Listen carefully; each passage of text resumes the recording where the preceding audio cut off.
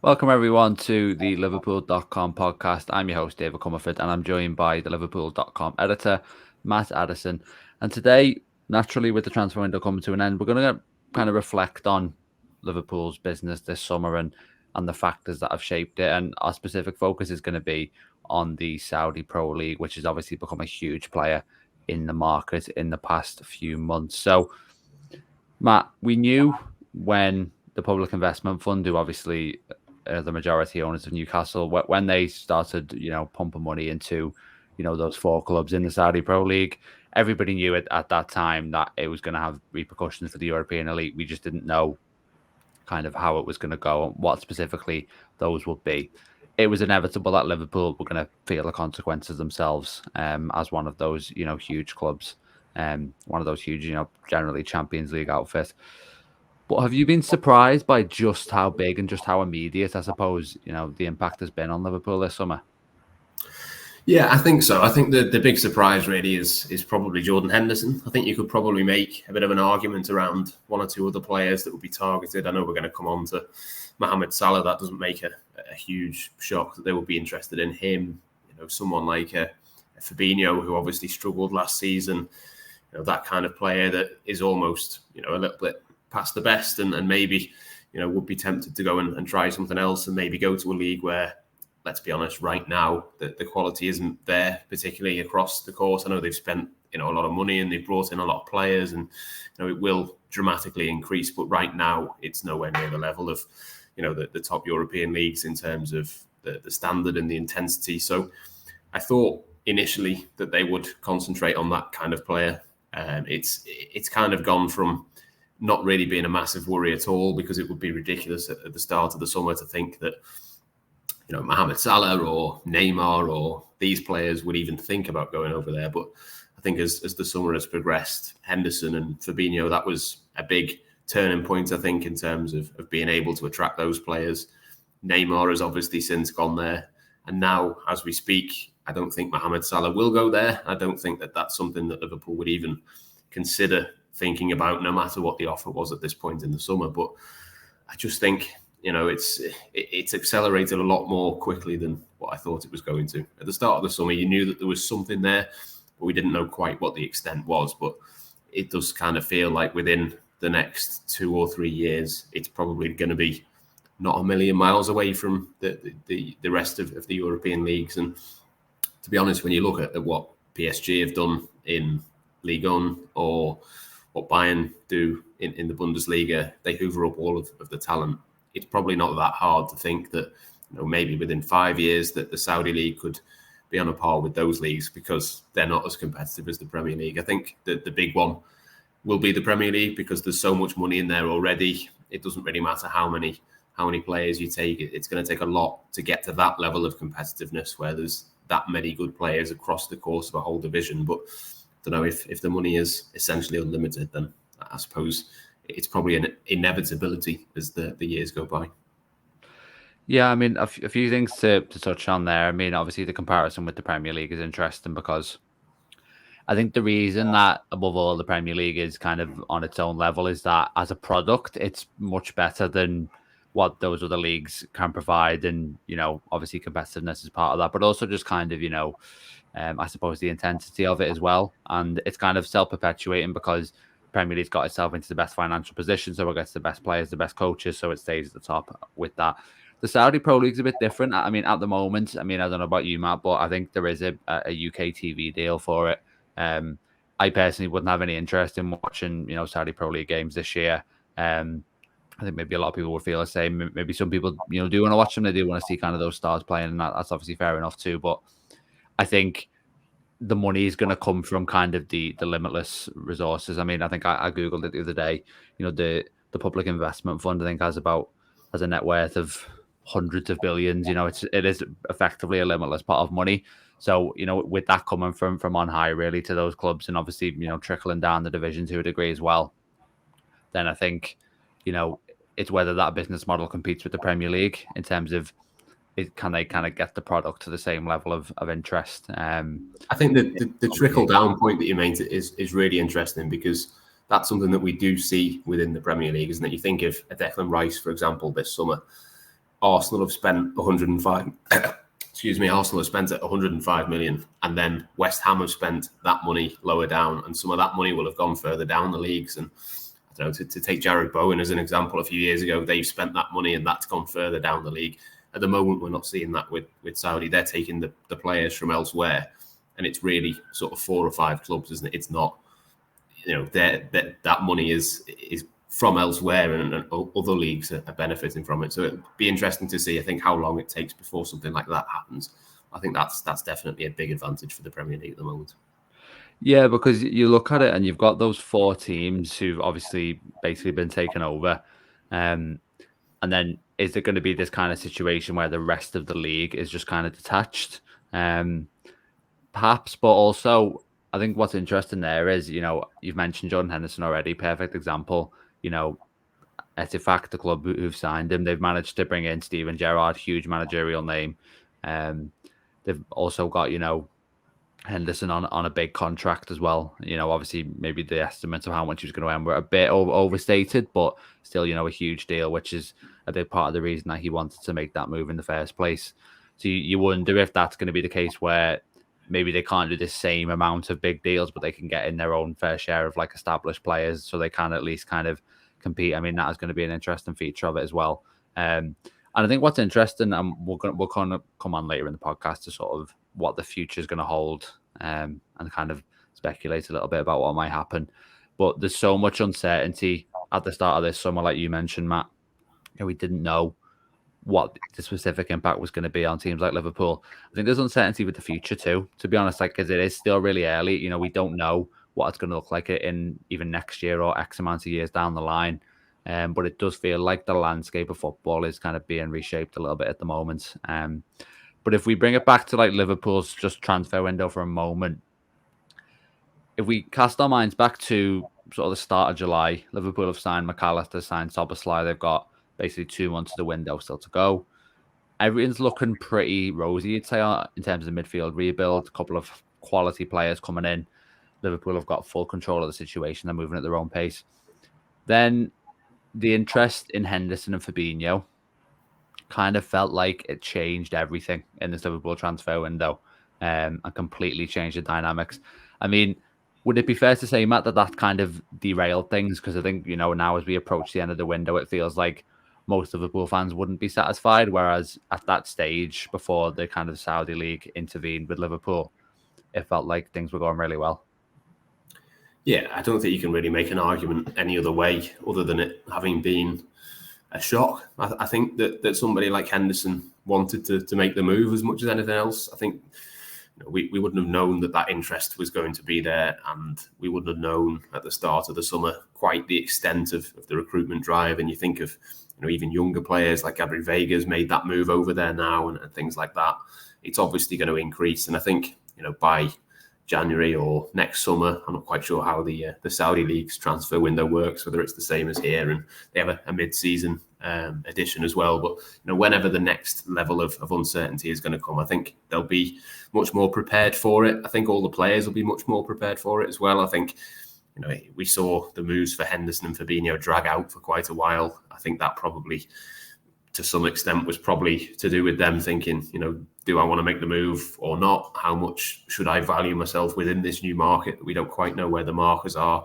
All of that sort of thing, I think, will be much clearer in a year's time when potentially this happens again. And there's almost certainly going to be Liverpool players that get targeted or other players, and we'll kind of have a bit more information about it. But I think this time around, it just caught everyone a little bit by surprise. Obviously, we know Liverpool have a contingency plan for if they were to lose any player, whether that was to a sale or maybe someone got a long-term injury before the end of the transfer window, and they could go out and sort of turn to probably 3 or 4 players in each position that they look at. But it was just such a surprise. I think that the ideal thing would have been, obviously to stagger the midfield rebuild and do it bit by bit. But the fact that they didn't do anything last summer, then this has happened.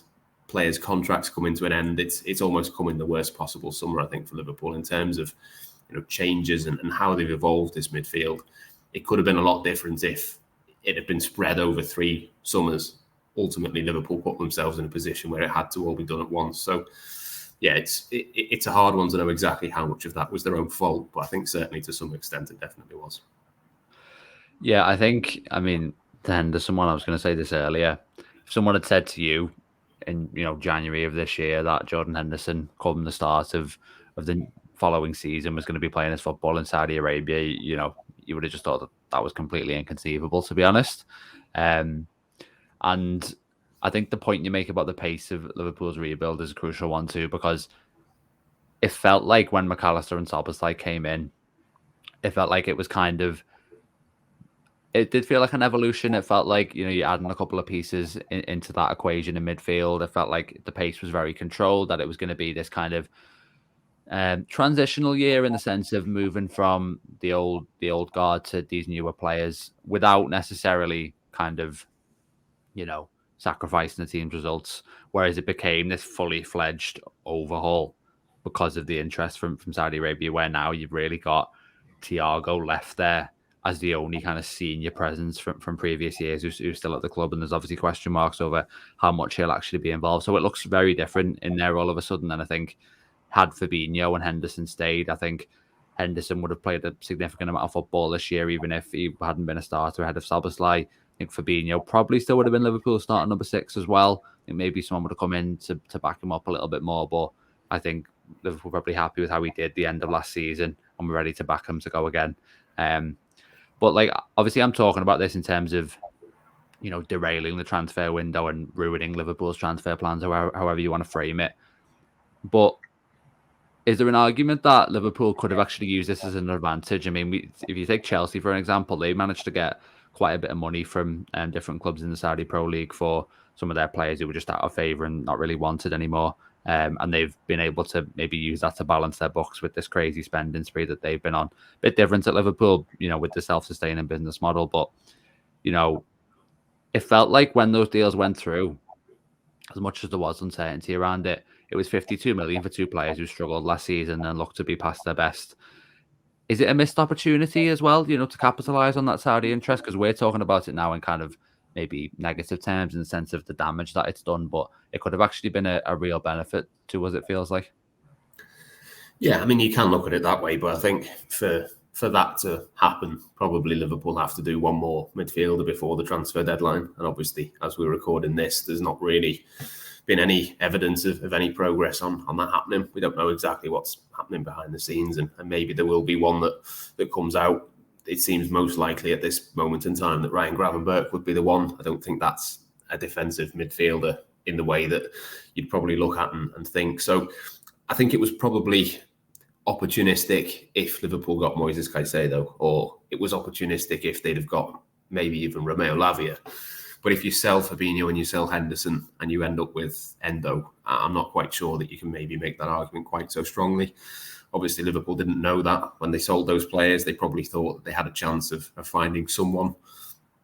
Obviously, for various reasons, didn't end up happening, or hasn't ended up happening up to this point. But I think it basically hinges on that for me. I think, yeah, it's a great 52 a great 52 million if you spend that 52 million and get somebody who is effectively an upgrade. But the fact is, at the current moment in time, I think, maybe Endo will be an upgrade on what Fabinho was last season, but I don't think it was particularly difficult to improve on what Fabinho did at certain points of last season. I think Liverpool would have gone into this summer thinking that either they stick with Fabinho until someone better comes up, or that they get someone who's, a game changer, or certainly someone who's a substantial improvement on what they already had in that position. So I don't know. It feels more the other way to me, but I can take that sort of side of things on board as well. Yeah, it felt like it was an ideal opportunity to take a big pot of money that the club weren't expecting to have and reinvest it. You just wonder if there was an argument that you just simply couldn't turn down 40 million for Fabinho, given that you weren't going to, if you did want to sell him to anywhere else, you just weren't going to get that, given the condition he seemed to be in. But at the same time, Liverpool clearly haven't liked the defensive midfield market this summer. Caicedo was obviously an exception to that. Lavia, I think originally the plan would have been to bring him in as a Fabinho backup, maybe. think they had big reservations over buying them for 50 million plus and making them their starting number 6 straight away. And to be honest, I think the fact that they haven't gone for anybody else shows that, maybe there wasn't fully that thought process of, okay, yeah, we got to take this offer, but hang on, what are we going to do with it? How are we going to reinvest it? And if Endo is the only solution, then I think a lot of people will justifiably be pretty confused by that, to say the least. But if we talk about, the big story, I mean, with the Saudi Arabian interest, I mean, obviously Henderson and Fabinho, two huge players for Liverpool, but they don't really compare in terms of their status to Mohamed Salah, who is a target late in the transfer window. And we are recording this on a Wednesday afternoon. We don't necessarily know what's going to happen with this one in the coming days, but, with the Saudi transfer window, especially extended on that little bit longer after the Premier League deadline. But this is the huge one for Liverpool, really. This is the one that makes the biggest difference, you'd have to say, to where the club's headed, the interest in Salah. And to me, it feels like this is a kind of more than a football deal. It feels like a symbolic transfer that is seen as a top priority for the Saudi Pro League, right up there, I'd say, with Ronaldo and Neymar, who've obviously been there already. Do you think it's a matter of when Salah goes to Saudi Arabia, or do you still think it's in the realm of if? Not necessarily for this window, but in the future. Yeah, I mean, for this window, Liverpool just can't afford to do it. I don't think any amount of, well, obviously there are, if they offered £1 billion for him, then maybe you'd say yes to that. But within reason, I don't think there's a number that really Liverpool could expect to get. I think there's been suggestions of around 100 million euros being put on the table and things like that. I mean, it's just not worth Liverpool's while to get a replacement anywhere near that level is going to be, twice, 3 times that in the current market at this stage with a couple of days left. So it's just not realistic to think about it for this moment in time. But I think it is more a when rather than an if in the future. I can see completely why they would want to target Mohamed Salah. I think I'd go further than you with the Ronaldo and the Neymar thing. I think if Salah went there, that would be a player who is probably just about still in his prime. He's a player that could quite easily go on and be the best player in the Premier League this season. Ronaldo was definitely beyond his best years when he went there. Neymar, I think, has only gone there because PSG didn't particularly fancy him anymore and nobody else in Europe was going to pay the wages. I think he probably would have gone back to Barcelona, but we know that their financial situation probably makes that impossible. So I just think Salah would be on a completely different level for him to go over there. It's, a world-class superstar who, has no reason to go there apart from the money. But, from their perspective, that would be, a worthwhile investment. So I think there's definitely a conversation to be had in the future. I've seen a few people say it's, inevitable that maybe next summer when he'll have a year left on his Liverpool contract, maybe then that's the time to move. But I think if I'm him, I would look at it and think, Ronaldo is 37 or 38 maybe by now. He's still 6 or 7 years older. Salah could quite easily do another, sign another 3-year contract at Liverpool and then still have time to go there. Messi has only just gone to MLS and I think he's 36 now.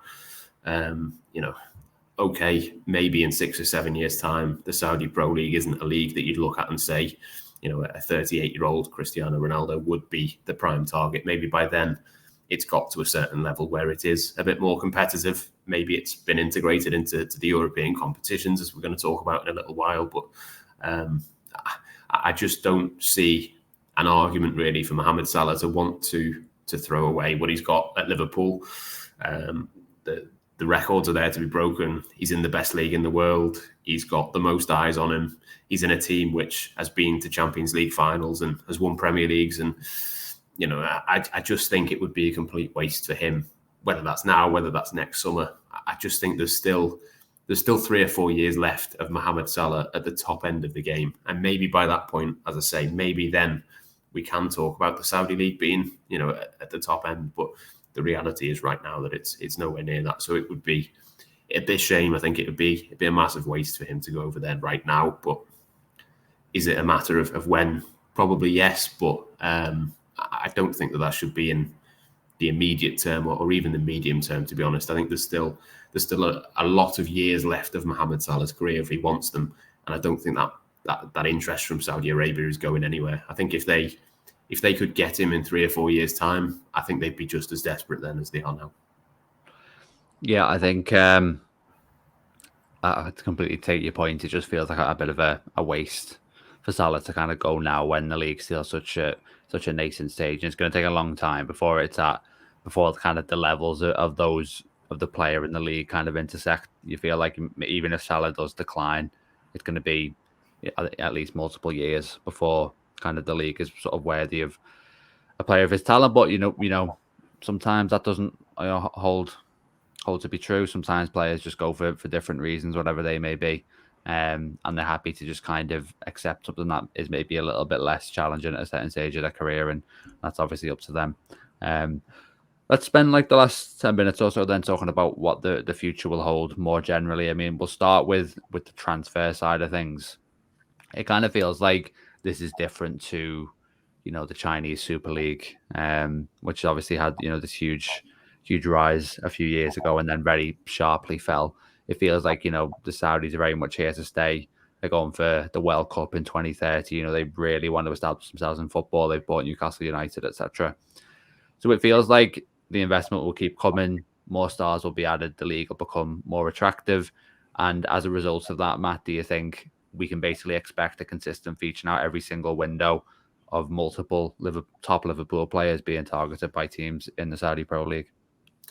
Yeah, I mean, it's hard to look at it any other way, isn't it? I think there's been links in the last couple of days with a few Liverpool players, Salah, the obvious one, but Joe Gomez and Ibrahim Konate and one or two others, I'm sure will inevitably link. I know a couple of weeks ago it was Alisson. It's gone around the Liverpool team, hasn't it? Really, I'm sure that will be the case with other clubs as well. But I suppose it's almost maybe not an easy target, but it's probably easier from the outside. The perception will be that it might be easier to convince Liverpool to sell one of their players because they've done it in the past, and we know that that's kind of their model. I think maybe if you look at Manchester City, you think, well, they don't have to sell Haaland to fund the next move, or they don't have to sell Kevin De Bruyne now so that they can buy the next Kevin De Bruyne. Whereas with Liverpool, we've seen with Coutinho or whatever else, it can be at times a sell to buy model. Maybe it's a look at, they look around the league and think, well, of all the teams who've got players that would represent the elite or would represent a big coup for them to get, maybe Liverpool is an easier one to go and try and get them out of. Obviously, that hasn't necessarily been the case. I think the suggestion is that they've asked a couple of players and they've basically just said no at this moment in time. But as we've discussed, the longer this goes on, the more the investment keeps on coming, then inevitably at some point it's going to make a big difference, and suddenly maybe that league will look a little bit more competitive and look a bit more appealing. But I think it's almost just as interesting for me in terms of what it means for the transfer market, in terms of how much it's going to inflate the prices, how much is it going to alter things in that way. I think that's almost as big a thing for Liverpool as anything, in terms of if Saudi Arabia come in and give Liverpool 200 million next summer for Mohamed Salah, what does that then mean that you can spend that 200 million on? Does it increase the prices elsewhere? I think that's almost as interesting to me as the other angle. Yeah, I think that's a key point. I already mentioned it with Fabinho, and getting 40 million for him could be quite advantageous. I mean, I think we've seen it this year with a few players who've had kind of 1 year left on their contract as well.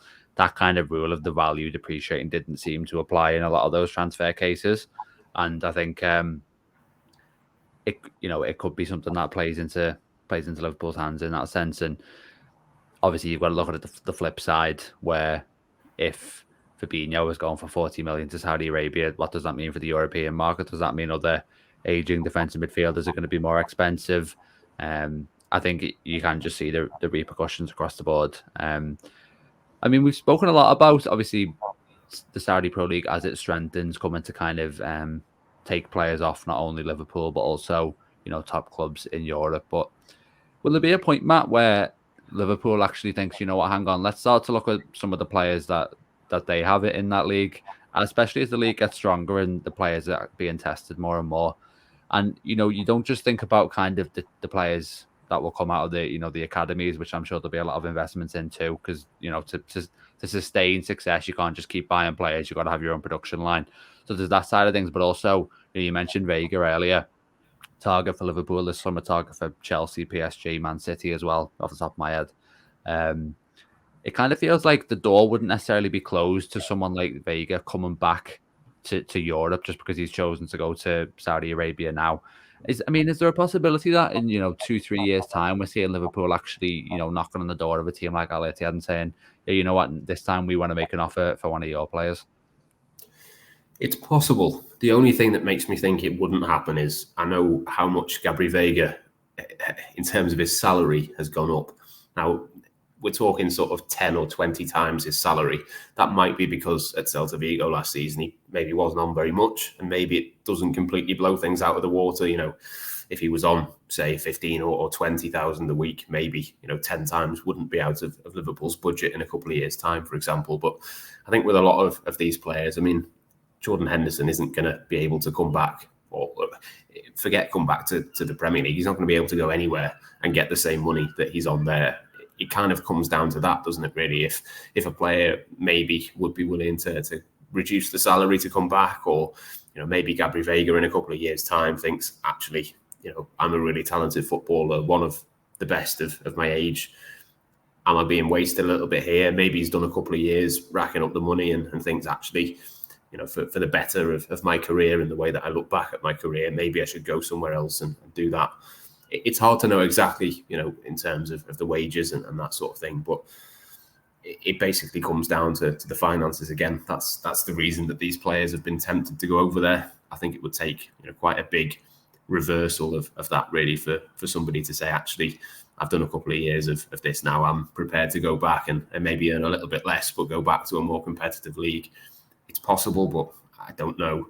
I don't know how likely that is. It kind of depends almost with that of how much did they go in on to begin with, and sort of how does that league look in 2 years' time? If it still looks broadly the same as what it is now, because Ronaldo is retired, Benzema's retired, and then they've just bought a similar equivalent who's a couple of years younger. Maybe the league doesn't progress as quickly as what we think it will, but the fact that they're going for these sort of 20, 21-year-olds probably suggests that they are doing it a little bit more sensibly. So it kind of depends on a couple of different factors. I think it's not impossible, but it doesn't feel massively likely to me at this minute. Yeah, I think it's one of them. We're talking about a league that will probably see itself as one to kind of break into that top 5 leagues situation, really, and establish themselves as part of that group. And if that's the case, it kind of feels like it's inevitable that you're going to see players, moving in both directions. But I think you make an important point there, Matt. In the current network, there's very few players who are off limits because of wages, really, certainly proportionally. Whereas the league will have, at this early stage, a big part of its pulling power. The reality is the salaries that are on offer. Does that kind of abate? Probably not. So is it a barrier to kind of transfers the other way? I think it is another really interesting element to this. But one last thing, just to finish then, Matt. Talked about the transfer market completely, but we can look beyond that too. There was an interview recently with the chief operating officer of the league, who basically said that the league remains committed to the AFC Champions League. I think that I saw the other day that Ronaldo and Mane are going to Tajikistan in the group stages of that competition. And with all due respect, it doesn't necessarily feel like that competition will be able to compete with the ambitions, really, of the league in terms of the the stature of some of the teams who will be competing. But essentially, the CEO didn't rule out at all the possibility of trying to gain access to the UEFA Champions League in the future. He said, we're trying to be different, so any change or improvement that can be introduced to the league will be welcome. And it feels like, to me, that the ultimate goal would be to get, essentially, especially those top 4 teams with the state backing into the Champions League. So, do you see that as realistic? Do you think maybe in sort of 5 years' time, we could be talking about Liverpool jetting off to Saudi Arabia for a Champions League group game?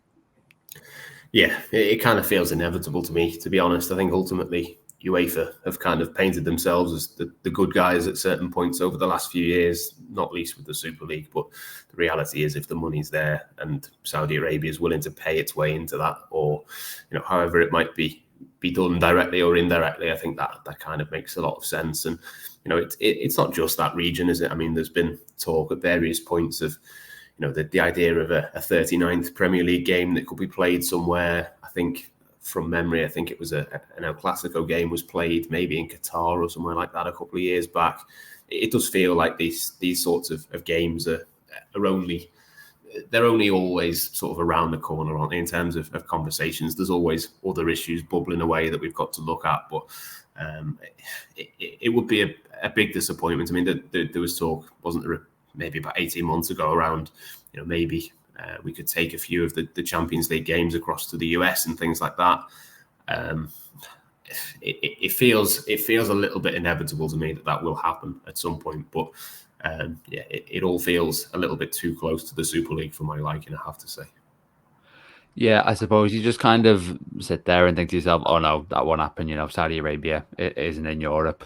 There'll be a line that's drawn at some stage. And I think the crucial point, unfortunately, Matt, like you say, is just that the finance on offer UEFA could be huge. I think to kind of integrate, especially if you've got, obviously Ronaldo might retire by that point, but if you've got someone like Neymar in that league, one of the most influential, well-known football players of all time, UEFA will want him playing in their competitions. Is the reality, and the more stars they have, the more they'll be like, hang on, no, we need this for our product as well. So I think what you'll see is kind of a pathway leading to that inevitable outcome, and things like maybe you'll see a UEFA Super Cup held in Saudi Arabia or something like that, and more and more games. Probably quite a few preseason friendlies as well between the two teams to kind of get them used to playing each other and things like that. So yeah, we'll see how that develops. I mean, they're expanding the Club World Cup soon as well, and that is going to be kind of maybe a bit of a trial run for that too, especially if the Saudi Pro League teams can actually compete with their counterparts in the Premier League. But yeah, anyway, so a lot of uncertainty, a lot of change in the game, and obviously Liverpool have felt the full force of that this summer. But we'll leave it there for this week's podcast. Let us know your thoughts, obviously, on the situation in the comments. We'll keep obviously abreast of what's happening with Mohamed Salah and future Liverpool players who might be linked with the move. But yeah, we'll be back next week with another podcast, so make sure you join us then. And until then, take care.